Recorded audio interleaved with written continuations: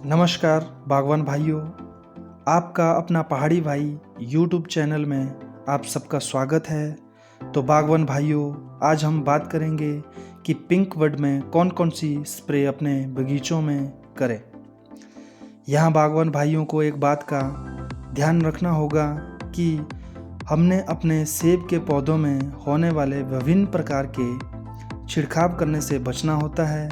हमें उसी चीज़ का छिड़काव करना होता है जिस चीज़ की ज़रूरत हमारे पौधों को होती है, और हम जिस दवाई का छिड़काव कर रहे हैं उसकी पूरी जानकारी भी होनी चाहिए कि यह किस तरह हमारे पौधों में काम करती है। यदि बागवान भाई इन सब बातों का ध्यान रखे तो इससे हमारा खर्चा भी कम होगा और फसल भी अच्छी होगी।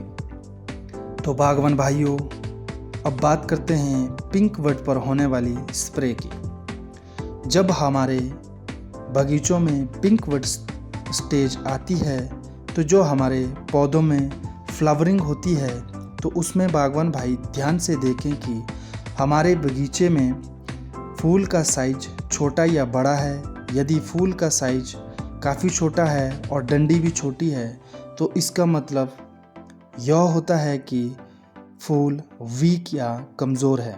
यदि ऐसा हो तो इस समस्या को दूर करने के लिए बागवान भाइयों, मार्केट में एक मिक्स खाद जो फॉलियर स्प्रे के माध्यम से दी जाती है, मार्केट में अलग अलग नाम से मिलती है, जैसे 1261, 1254 इत्यादि, जो नाइट्रेट फॉस्फोरस के नाम से भी जानी जाती है।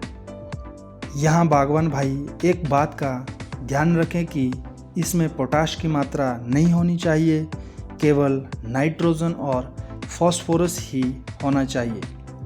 इसकी मात्रा इस प्रकार से रहती है: 1 किलो नाइट्रेट फॉस्फोरस 200 लीटर पानी में इसका छिड़काव करें।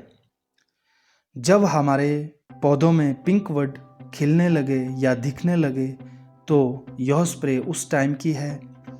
इसमें फॉस्फोरस पत्तियों को 48 घंटों के लिए डाउन कर देता है, मतलब भोजन बनाने की प्रक्रिया को 48 घंटों के लिए रोक के रखता है।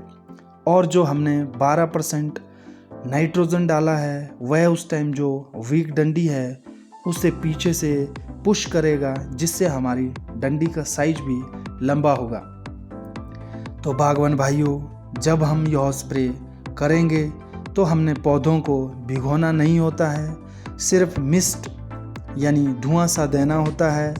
जहाँ हमारे 4 ड्रम लगते हैं वहाँ हमें 2 ड्रम से ही स्प्रे करनी होती है। अब बात करते हैं बोरोन यानी कि बोरिक एसिड और जिंक की। तो बागवान भाइयों, जब हमारे बगीचे में 5 से 10% फ्लावरिंग होती है तो हमें बोरिक एसिड और जिंक की स्प्रे करनी होती है।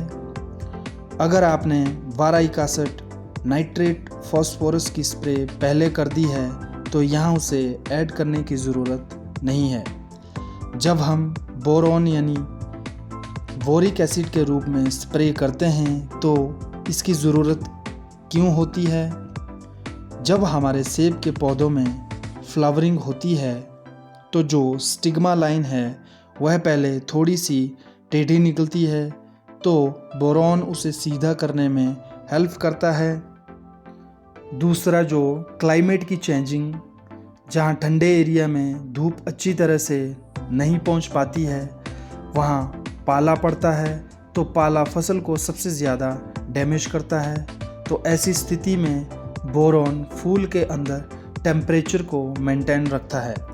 इसकी मात्रा 200 लीटर प्रति ड्रम में 250 ग्राम बोरोन यानी कि बोरिक एसिड रहता है। अब बात करते हैं जिंक की यानी चिलेटेड जिंक की। चिलेटेड जिंक का बहुत महत्वपूर्ण रोल होता है।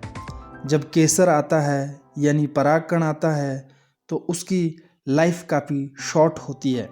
अगर हम उस परागकण को कहीं भी पॉलिनेशन के लिए डालेंगे तो वह 4 से 5 सेकंड ही ज़िंदा रहता है। अगर उतने टाइम में पॉलिनेशन हो गया तो हो गया, नहीं तो वह फॉल्स पॉलिनेशन कहलाता है। तो जो चिलेटेड जिंक होता है वह इसकी लाइफ को इंक्रीज करता है। वह लगभग 12 से 14 सेकंड तक इसकी लाइफ को बढ़ाता है, क्योंकि प्रकृति में 12 से 14 सेकंड काफ़ी मायने रखते हैं। वैसे तो जिंक के और भी काफ़ी सारे फ़ायदे होते हैं, परंतु यहाँ हमने सिर्फ एक महत्वपूर्ण पॉइंट पर ही चर्चा की है।